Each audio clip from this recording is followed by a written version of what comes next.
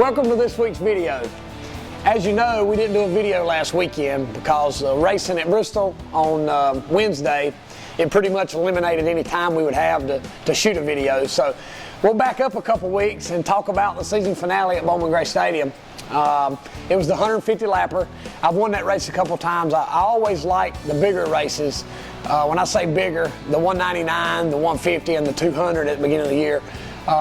Those are races that seem to suit me, and they give you time to make a strategy, I guess you could say. But I know I've talked about in the last couple of videos about how we've been trying to get the car dialed in with some of the geometry changes that we made on the car. The changes that we made, you can't just creep up on them so much as you have to. You can't be afraid to make major changes to the car. And just like you've heard me talk about Roy Trantham. Roy's told me before, if you go to the racetrack and finish second 4 weeks in a row, and on that 5th week you go back with the same setup, why would you expect to do any different than finish second? So throw something at it and try to go win the race. So that's kind of what we've been doing here lately. Practice came around and the car was decent. I wasn't real happy with the car. It had quite a bit of push in it. So I made some major changes on the car. Qualifying rolled around, and I thought the lap felt pretty good. I wasn't sure how good it was, but I knew it felt pretty good. The car was still just a little bit tight. You're going to run into that when you put your 4 new tires on. The track was a little bit slick because of the other divisions putting rubber down, and we'd had some rain earlier in the week. So when qualifying rolled around, I put down, I thought it was a pretty good lap, and it ended up being good enough to be the pole. So I got my 3rd pole of the season.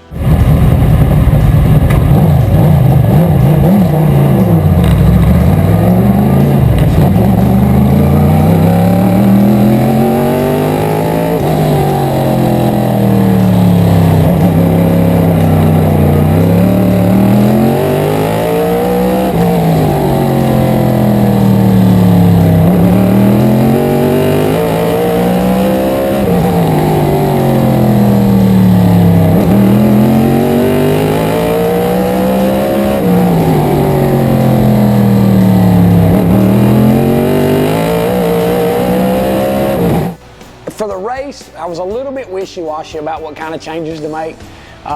So basically what I did is I just kind of threw a dart and decided, okay, this is what I'm going to go with. I didn't make a lot of changes from where I was qualifying to where I was in the race because I was already tight in qualifying. Typically in a modified, the longer you run, the looser you're going to get, because with the horsepower to weight ratio, you tend to burn your rear tires off before you push the front tires off. So what that'll do is that makes the car a little bit loose. So I didn't make many adjustments from qualifying to the race. Basically we set the stagger, put a little bit of fuel in it, and went racing. I started on the pole, the 22 was 2nd, Jason was 3rd, and I think the 71 maybe was 4th. We got racing, and I wasn't really pushing the car really hard. The car was really, I told him on the radio, I said, the car feels so good early, I was afraid that it wouldn't be there at the end of the race. That being said, we raced for a while, had a couple of double file restarts, was able to fend off a 2nd place challenger. We ran for a little while, and I caught the tail end of the field. I caught some lap cars. That gets really frustrating a lot of times because you have to look at it where those guys are coming from. If they're fighting to stay on the lead lap and they're racing hard with each other, and in this particular situation, they were racing side by side. So being the leader of the race with the 2nd place man, who was the 71, Dean Ward at the time, with Dean being in 2nd, he had a slight advantage because what happens is if those guys are racing side by side, as the leader, I have to decide which way I'm going to go. Whichever way I go, Dean Ward was going to go the other way. So I think it was the 68 and the 7. The 7 went to the outside. He looked like he was going to be able to complete the pass. I followed the 7, and then of course the 68 was able to complete the pass, and Dean Ward was able to get by me. I'm thinking it was around 100 laps into the race, close to that. I ran 2nd for a while, had a couple double file restarts, I think. The car was still extremely good, and like I said, it was so good, I was probably being a little bit leery of how hard I needed to push it because the car was so good. I didn't want to wear it out too early. So we got to racing, and I kind of laid back off the 71 a little bit to make sure I had something left for the end. I noticed that Dean was actually catching the tail end of the field, so I thought maybe that I could capitalize on the lap traffic just like he did with me. And lo and behold, I caught the 71 and he caught the tail end of the field. And same situation with him. He was at a disadvantage this time because he had to make the initial move, and then it left me to make the move, whichever he didn't make. That's the way I was going to go. So he went one way and I went another way, and I was able to get the lead back. From there, it was basically smooth sailing. I fended off a couple of charges from the 22. Was able to get clear and get going. The car just stayed, you know. It's sad that you know, well, I say it's sad, it's funny. We got about 3 or 4 weeks to go there, and I thought, you know, if we could just get through this season and get Bowman Gray behind us, where we can stop and regroup and move on to next year, or actually move on to races away from Bowman Gray, and hopefully come back next year with a good package. Well, as it turns out, I wish that we had several more races to go at Bowman Gray so that I could have got to run the car as good as it was in the 150 lapper. It was as good a car as I've had at Bowman Gray in a long time. The car rotated through the center and had great forward bite. And the car was just, I mean, like I said, it was so good it surprised me. But we got down to the end of the race, and, you know, people, I heard some people asking Jason, you know, well, let me back up just a little bit. We had a double file restart, I think with about 6 laps to go. The 22 didn't go out and Jason did, so that put me on the pole and Jason outside. And at that time I came on the radio and I said, where is the 83 car running?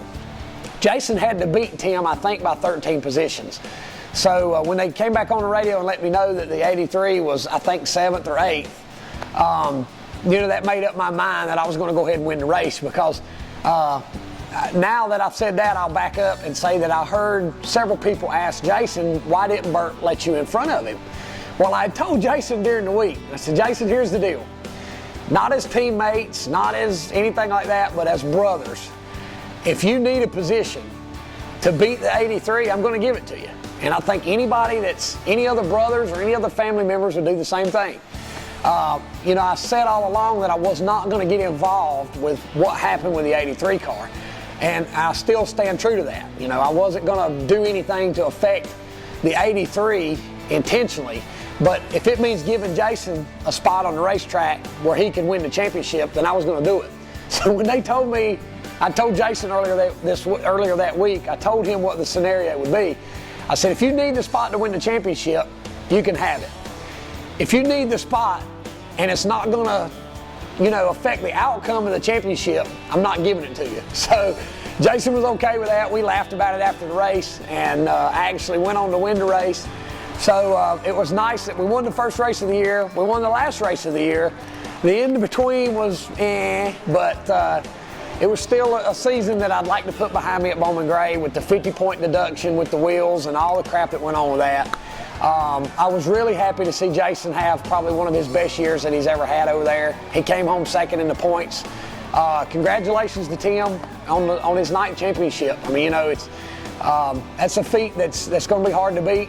I'd like to say that there's about 4 championships that I've been knocked out of, so that would put me at 9, but woulda, coulda, shoulda. Who knows whatever would have happened, but congratulations to Tim and that team. You know, Burt Myers fans usually don't like Tim Brown and the other way around, but the reason I've said before, the reason I can respect Tim is he puts everything he's got into his racing, just like what we do, and I respect him for that. So anyway, like I said, the reason that we didn't have a video last week is we went to Bristol. It was the annual race at Bristol. We go up on Tuesday, we have tech all day, and then we race and qualifying race on Wednesday. For the Bristol race, we actually acquired a new sponsor. It was FireAid 2000 Enforcer. They make a fire safety system, a fire, they don't like to say fire extinguisher system, but a firefighting system. You have got to watch the video on this stuff. It's a foam, it's environmentally safe. They claim that I think it's a 60-pound unit that they have. It fits in the back of a pickup truck. They claim that would put out the Juan Pablo fire from the jet dryer at Daytona. They say that would have put that fire out in 30 seconds. And if you watch any of the video on their Facebook page or on their website, you'll see that this stuff does stand true. And just like I was talking a couple weeks ago about the Piranha ultrasonic cleaning on my radiator, that's the radiator I ran at Bristol, performed flawlessly, no overheating problems, no anything. It's easy to talk about a product and endorse a product when you know it works. And you know, when somebody comes to me with something like this, and of course I'm going to do my background check on it first, and when I saw the videos of how good this stuff actually is, it's easy for me to sit here and tell you how good it is. So if you don't believe me for yourself, go in there and check it out. But they're going to be with me for the remainder of 2012 on our tour races, and we're working a deal right now trying to get them on board for all of next year. So thanks to Fire 2000 for coming on board with us. I want to thank Four Corners Cleaning, Joey Cudmore and Ben Gable, the company they've got. They're helping me out with a lot of different things. Of course, Adams Towing. I don't know if you can see the crunched up sheet metal from Bristol in the background. CitraSafe barbecue grill cleaner, they've been with me. Everybody knows about them by now. But thanks to everybody that makes this possible. I say it all the time, but you know, when we get to the point in the year, you know, when things are not going the best, you know, especially at Bristol, you know, I'll elaborate on that in just a minute. At Bristol was a horrible race for us. Practicing was not great, qualifying was not great, and then we didn't survive the aerial assault on the third lap. And I'm sure most people have seen it on Facebook by now. If you haven't, you need to check it out. I think it involved about 20-something cars. The 77 car lost control of his car and spun out, and it caused a big pileup behind him. But it was just a race that we were glad to get behind us. But my point to that is, you know, like I said, it's when you get to the point where things are not going great, things are just feel like you're just going on a downhill spiral, and you got these fans and these sponsors and your crew and your family and everybody that stands behind you and stands tall no matter what happens. You have to admire the loyalty of it, and you know, I'm proud to say that I'm involved with the people that I'm involved with. That being said, this coming up weekend, we've got a race that's a Southern Modified Tour race at Langley, Virginia. We've been going there for the last 2 or 3 years now, I think. It's a race that I look forward to. I think that it fits my driving style. It's flat. I think it's a 3/8 mile, roughly, maybe 4/10 mile, but it's flat. The back stretch is a D shape, so you're turning all the way from 1 and 2 back to 3 and 4 is a big turn. You're turning the whole time.